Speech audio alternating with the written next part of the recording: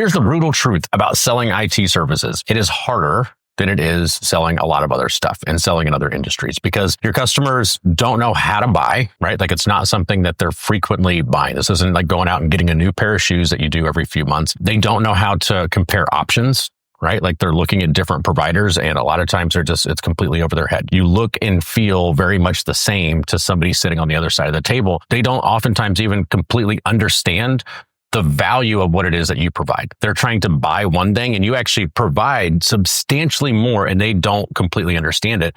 And that ends up leaving you feeling commoditized and, competing on price. And I know this because I've spent more than 15 years building sales organizations in a variety of industries. I was managing director of the U.S. Chamber of Commerce and oversaw national sales teams and call centers and direct mail. I was CEO and led sales turnarounds for investor groups and private equity groups. And for the past 5 years, I have worked with hundreds of IT companies. In fact, last year alone, I led more than 150 sales training calls and sales training sessions with people who were selling IT services. Drawing on all of that experience, I've seen that there are 9 red flags that when I see it, when I hear it, I know we've got to double click and dive into that because there's something behind it. And so what I'm going to do in this video is highlight what those 9 red flags are and more importantly, help you fix them so that you can grow your MRR and scale your business. Let's dive in. Hey, what's up? I'm Ray Green, founder of MSP Sales Partners, where we have solutions to help IT companies scale sales. And I'm the founder of Repeatable Revenue Ventures, where we go in and actually help B2B service businesses scale their business so that they can exit. And as I mentioned before, last year alone, I led more than 150 sales trainings with groups of people who are selling IT services. And I've got access to the data. I've got access to the numbers. I know who's performing, who's not, and what they're doing to get those results. Selling IT is hard. Like I mentioned, it feels commoditized.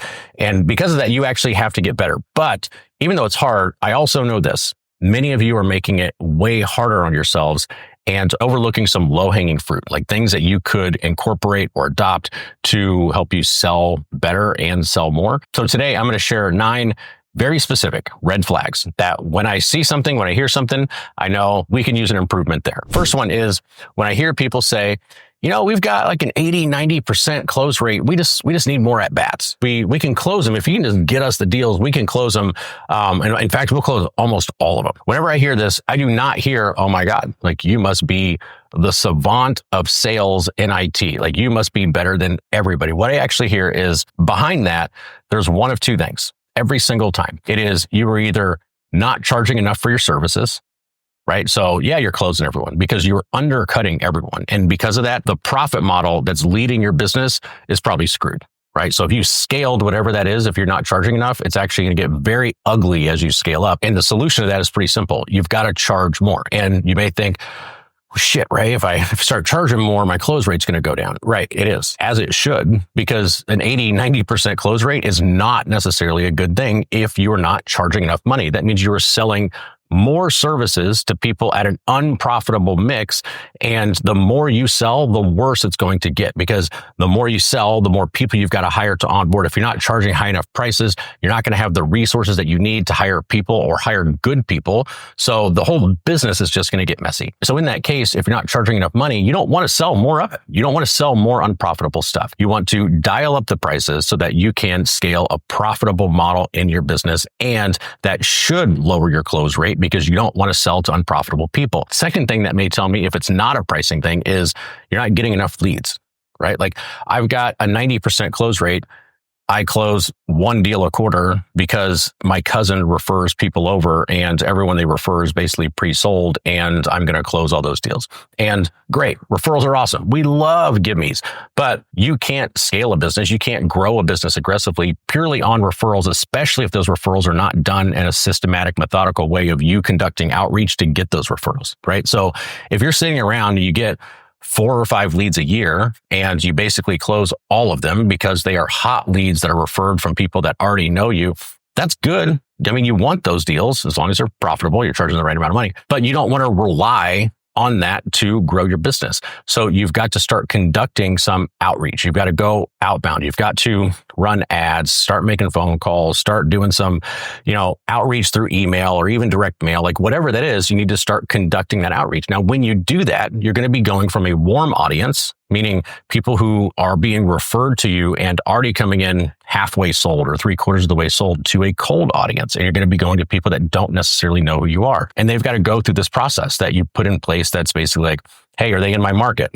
No. Okay. So 100 becomes 70. And then do they even buy IT services? And then you have these screening mechanisms, but then they've got to go through some process that you have in place to identify the people who are truly qualified to buy your services. And that is not going to be everyone. When you go from a warm audience to a cold audience, you should expect your close rate to decline. That's fine. When you do the math and you think about closing 30, 40, maybe 50% of the cold traffic that you're bringing in, it may feel like, gosh, we're lowering our close rate, but you're upping the net number of new deals that you're getting because you're going out to a much broader audience, and the smaller percentage of a dramatically larger audience is better than a higher percentage of an incredibly limited audience. The second red flag that I see is hearing salespeople talk about objections that they're getting in the sales process that really should have been handled proactively earlier in the sales process. And what I mean is, if I'm hearing from a salesperson, gosh, I keep losing deals because they say the price is too high,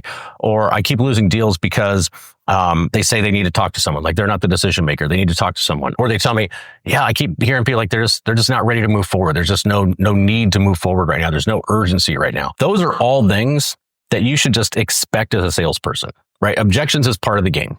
Right? The selling really actually starts when an objection happens, because up to that point, if you just go through the entire process and you get an easy yes, those are we love laydowns. Those are awesome. We should be completely prepared for those objections. In fact, we shouldn't even be handling them at the end of the process. We should be handling them at the beginning of the process, because selling starts when you get an objection. If you go through the entire process, right? You give your presentation, all that stuff, and they go, yeah, perfect. What do I sign? That's great. We love it. That's order taking. Right? Selling really starts when they go, okay, thanks. Let me think about this a little bit, because now you've got to start figuring out, all right, what's the real objection? What's really going on? And there's an art to that. But the thing is, a lot of these objections that we're talking about, price, you need to talk to somebody, not ready to move forward, whatever it is, contract, whatever. Then you go, hey, those are the 3 to 5 that we know are going to come up all the time. Right? Those should just be par for the course. We should know when we get to the end of the process that we should expect that. And because of that, we should work those things into the discovery process. If you get to the end of the sales process and they go, wow, shit, that's the first time I'm hearing about price, and that's way out of my league. You go, how did we not even have a price reference or a price range? They've probably gone through some marketing. They've probably gone through some form of qualification. They've probably gone through some form of discovery. They've probably had some type of assessment. They've had, you're now going through this proposal. At no point in that entire process did you address a range of price. There's no reason for that, right? You can very easily in discovery talk about, well, a lot of companies in your industry, or most companies in your industry, are investing between X and X in IT services. Where are you at today? You can work these things in discovery. I always say all roads lead to discovery. If you get to the end and they say, okay, great, right? You know what?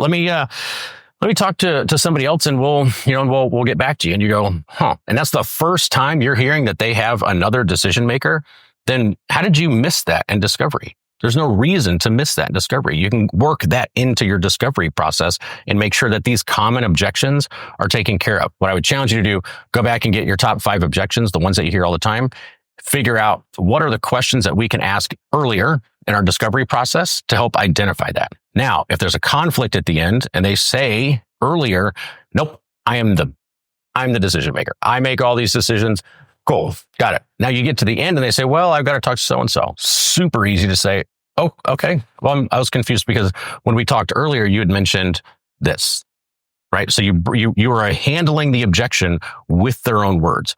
Again, no reason to get caught off guard by the 3 or 5 things that are going to come up. So go back and work them into your discovery. Now, the third red flag for me is when I see a ton of deals that are stalled out and there's no real objection, right? So we've handled the top ones proactively, right? Like we did that in the last flag.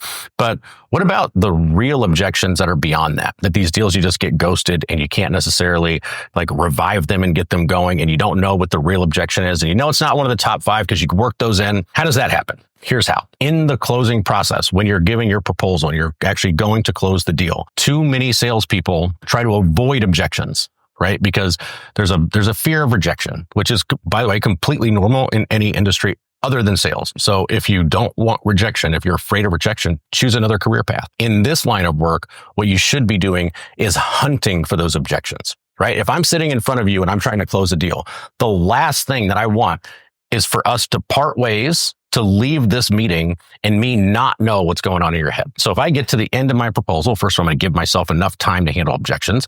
And I get to the end of this and I say, excellent, Ray. I wouldn't slam my hand, but I say, excellent, Ray. Any reason not to move forward today? Right? Or I've got 2 plans. Which one are you leaning towards, Ray? Like, and I go to close. Now my job is to find the objection. My job is not just to get a yes, right? Like that's what I'm aiming for, but I just assume there's objections on the other side of the table, right? Like I just assume that they're there. My job is to find them. It's to actively hunt for them. And that's what the best closers do, because they know once you leave the room, handling those objections, if you don't know what they really are, is virtually impossible. And you're leaving that prospect to their own devices to handle their own objection. That's your job. You don't want them to leave with the objection. So you've got to get that out and coach them through that process. Ultimately, your job as a salesperson is to help them make a decision. It may be a yes, it may be a no, but you want decisions. You don't want maybes. You don't want think about it. You don't want let me get back to you.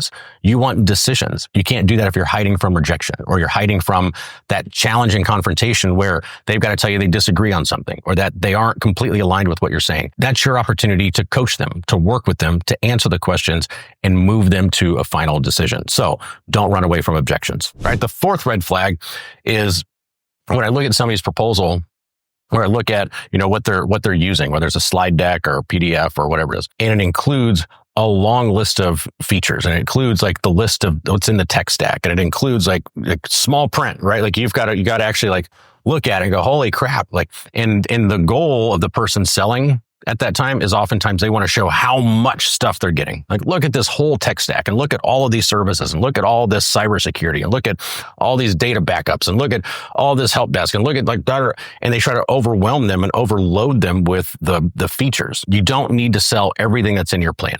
Let me ask you this. When is the last time when you bought a car that the thing that sold you was that piece of paper on the window? Right? And you took that piece of paper and said, hold on, guys, I'm going to go read this and I'll come back in 20 minutes and I'll let you know if we're going to move forward on the $60,000 decision. That thing doesn't sell shit. Like, you don't sit there and like look through it. You get in the car, you drive, like you're looking for the feeling, you're looking to solve some sort of problem. You're looking for something in that car. Maybe it's, gas mileage. Maybe it's, speed. Maybe it's, the brand. Maybe it's something. But if that car salesperson tries to sell you everything in that car, they're going to miss the mark. And that's the same thing in IT services. Your job is not to sell them everything in your plan. Your job is to find out what they really want and then assure them that you can deliver that, right? Like, what are the problems that they have today? Show them how you can solve them.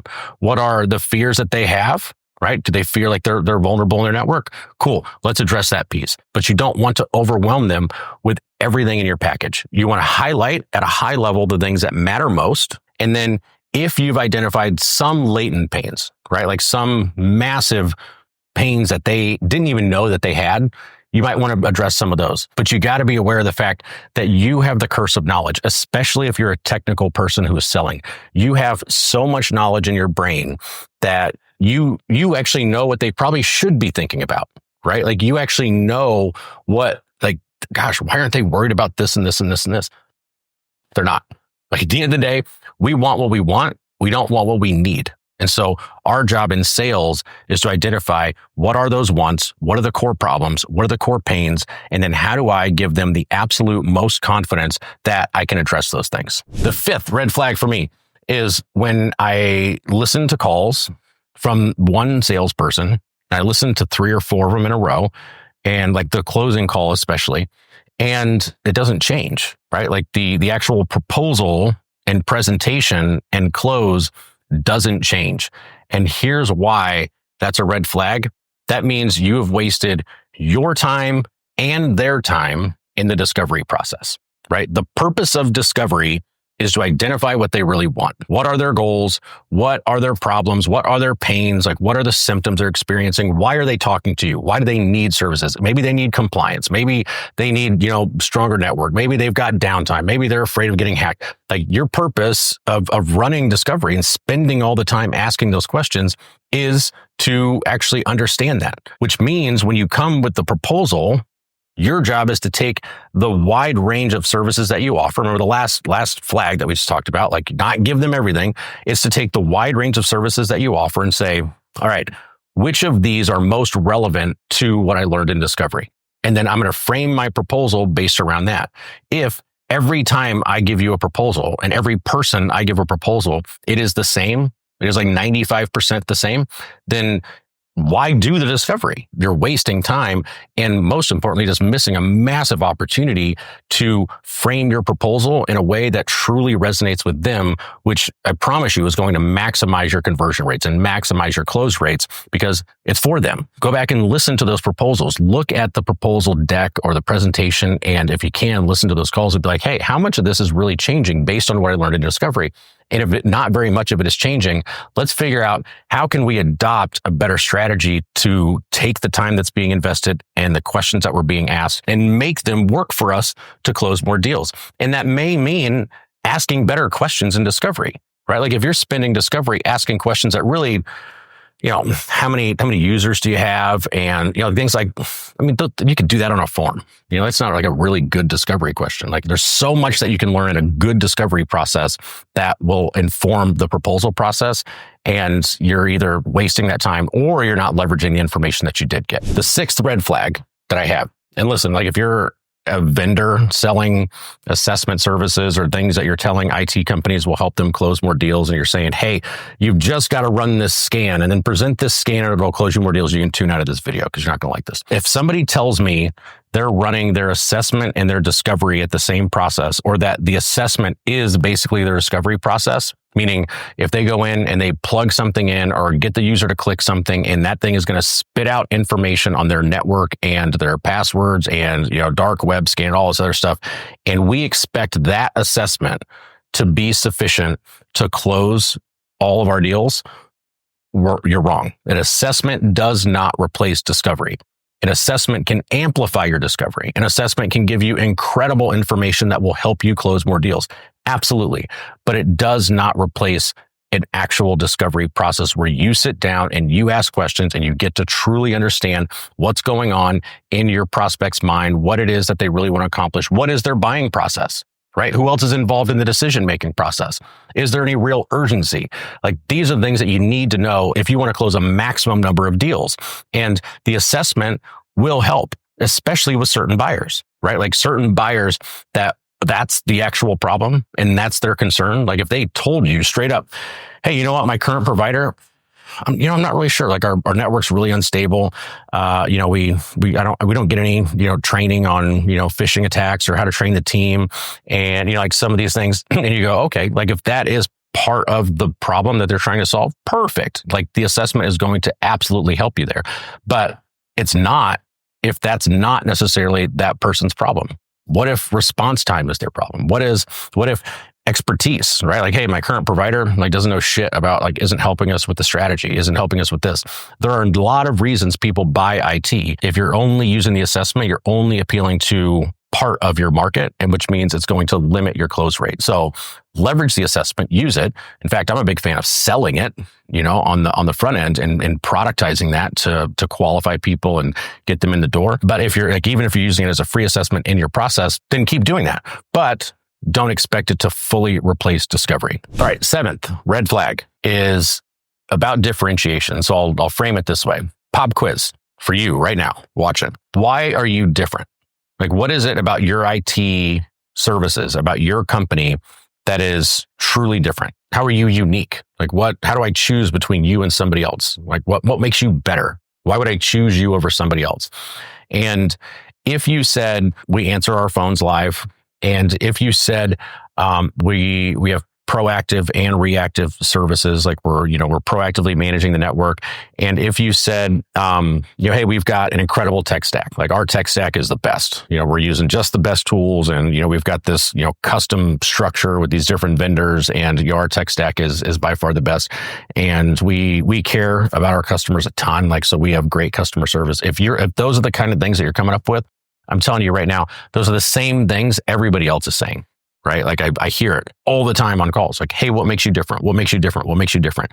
And very rarely does someone have it really thought out to say what differentiates them from somebody else. And if you blend in with everyone else, if you can't clearly articulate what makes you different, or this is almost worse, if you say things make you different and it's the same stuff that other people are saying makes them different, you actually worsen the problem. Right? Like you actually make it worse, because if I'm shopping with 3 vendors and 2 come in and say basically the same thing, right? Like, hey, we're awesome because, and they name these 4 or 5 things that everybody says, and one says just one thing that differentiates them, that truly differentiates them, then that's like, they are going to be ahead of the pack. Okay.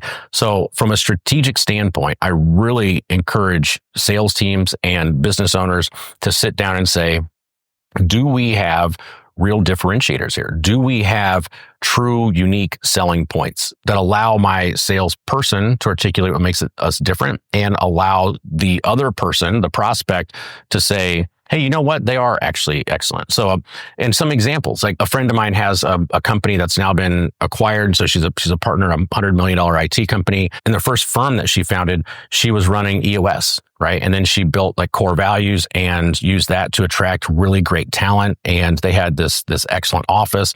And so she knew internally, a lot of the operations with her team were different. Like they onboarded employees differently, they recruited differently, they managed their staff differently with core values. They were running this EOS.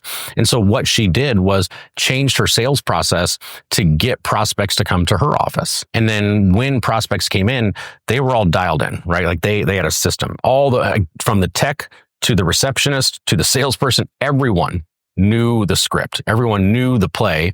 And what they were doing was demonstrating how they were different, right? They went and did something different. And then 2, they found a way to showcase that to prospects by altering the process to lean into their unique selling points. Now, that doesn't have to be yours, right? Like it's tough. Like I have another piece on here about USPs, but it's tough to say like this should be your USP, because then it's not unique, right? So this takes some creativity. This takes some strategic thought. But the power that this has on the sales process is massive. If you can't differentiate between you and another company clearly, definitively, then don't expect your prospects to. And at that point, you are by definition commoditized. Now, the 8th red flag is actually similar to the 7th on, in terms of differentiation, but it's specific to pricing. And whenever I talk to salespeople and I say, hey, what's the most common objection you're hearing? And they say it's prices. And I say, okay, like, cool. And they'll tell me, like the salesperson, hey, I tell prospects, we're not the cheapest in town, and this and that. And I go, okay, no, that's fine. So if you're charging the amount that you should be charging and you are priced higher than your competitors, which by the way, I don't think is a bad thing, as long as you're positioned and prepared to run the process accordingly, I think that's great. Like you're going to make a lot more money. The problem is if you just take that piece of the advice and you just up your prices, but you're not armed as a salesperson with a clear explanation as to why you cost more, then don't expect anyone other than an idiot to buy from you. And I mean, I don't mean to sound rude, but like what I'm saying is if you say I charge more, but I can't really explain why we charge more, who buys that service? Right? Somebody that just doesn't know of competitors, or somebody that came through referral, right? And didn't have to go through a qualification process. So you didn't have to compete with other providers. If you're going to charge more, which I encourage you to do, you want to be armed with the knowledge as to why that is. And again, just like before, when we were talking about unique selling points, those are the things that allow you to charge more money, right? But it's not because of your tech stack. Your prospects don't actually care about the tech stack to the extent that it gives them confidence that you are going to do the job, or you can do the job that you said you do. Cool. But for the most part, that's a prerequisite, right? Like I assume if I'm hiring an IT company that you've got good tech stack, right? I assume that you're going to answer a phone, right? Like, and get back to me at some point. Like those are prerequisites. Don't use those as unique selling points, and don't use those as the reason you charge more money or what your premium is. This comes back to the unique selling points. Now, I do have some videos on this channel here that will point to that can help you create your unique selling point, right? And it gives you some background, and we've got some exercises that you can run through. So it's beyond this video, but this goes back to the same principle. If you're going to charge more money, then you just need to be armed, and you just need to be positioned and prepared properly to defend that argument and say it confidently, right? Like be able to say, no, we're not the cheapest in town. In fact, I can tell you we're in the top quartile. Let me tell you why. And the reason is, and if you can say that confidently, like what follows that, the other person says, okay. And conceptually, if the other person says no, probably not in your market, right? Because if you're charging premium prices, I imagine you want premium clients. So you don't want the commodity shoppers. You don't want the tire kickers, and you don't want the people that are just trying to get like the cheapest help desk thing on the planet for their business. Right. So it's actually a good qualification process if you do it the right way. And then the ninth flag, which I really should have put first, but I felt like if I led with this one, we may not have gotten to some of the other ones. So I actually kept this one for last. There is no excuse for you to not have a sales process in your business. When I hear salespeople say, sometimes actually we do qualification discovery together sometimes. Well, and actually sometimes we just do the whole thing together, and then we give them the price at the end. But most of the time we kind of do it this way. Most like whenever I start hearing that, I go,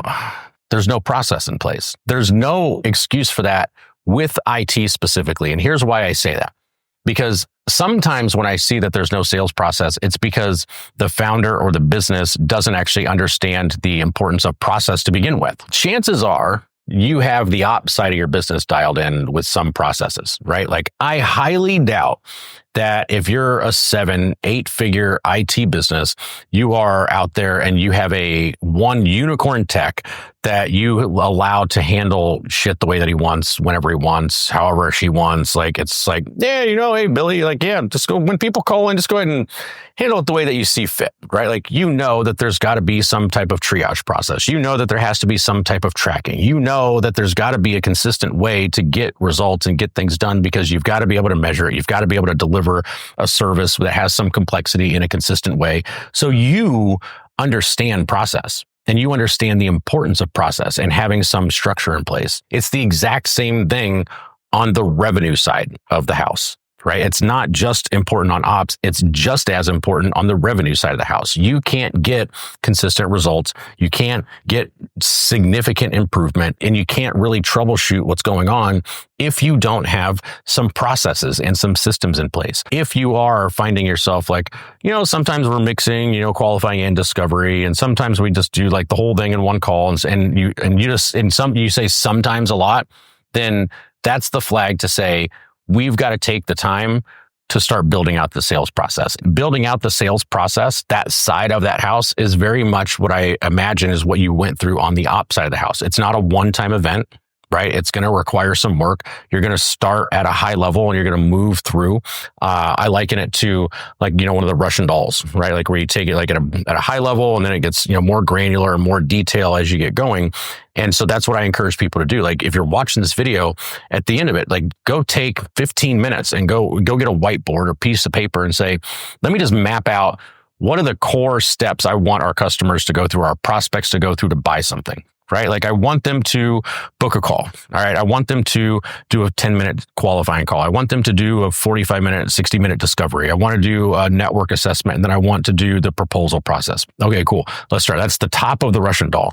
Now, once you get that in place and once you define that, then go back and say, okay, what's the objective at each one of these steps? Okay, at book a call, what's the objective? At qualifying call, what's the objective? And like a pro tip, most of the time, the objective is to sell the next thing, right? So at the end of the qualifying call, you're screening people out and you're closing that deal. A sale in a qualifying call is getting them to discovery, getting a qualified person to discovery, right? And a loss would be losing a qualified person to a discovery. Then at discovery, your goal is to get them to the next stage and the next stage. So you write out what the objective is. Then you go back and look at each stage and just do like the 101 process. right? So book a call. Let me just map this out on a process doc real quick. Okay, they're going to go to a booking page. They're going to go to, they're going to book that call. They're going to go to a thank you page, right? And then they're going to get some confirmation emails. Okay, cool. Like that's the playbook. Qualifying call, all right? Objective is identify anyone who's not a good fit, kick them out, and take people who are a good fit and move them to discovery. All right. So what are the questions that I'm going to ask in the qualifying call, right? And write like a little, one-on-one playbook. You can get AI to help you do a lot of this stuff too. And so you start at the top and you just move and get more granular as you go. And it will eventually end up like you have it on the ops side. And I've talked to a lot of you that say, you know what? I just got done systematizing this whole side of stuff, this whole side of things. And now I'm ready to start systematizing that. And that's fine. But you know that it wasn't like a sit down, let's do one meeting or one day, session and expect it all to be fixed. It will take a little bit of time, but there's just no excuse to not having a sales process dialed in. And I say that with love because I know for a fact that you know the importance and the value of having good processes because I see it in your businesses. So there you have it. Those are 9 flags that I see from having run, more than 150 trainings and coachings with salespeople. If you want more free sales tips, feel free to join my newsletter. Every week I send out some more sales stuff. The link is below in the description. And if you want access to some more resources, I've got like the objection handling playbook. I've got, some templates for goal setting and, a bunch more. It's the MSP sales toolbox. Down below, you can opt in for that. That's free as well. And of course, feel free to subscribe to the channel if you want some more stuff here. Thanks for watching. Adios.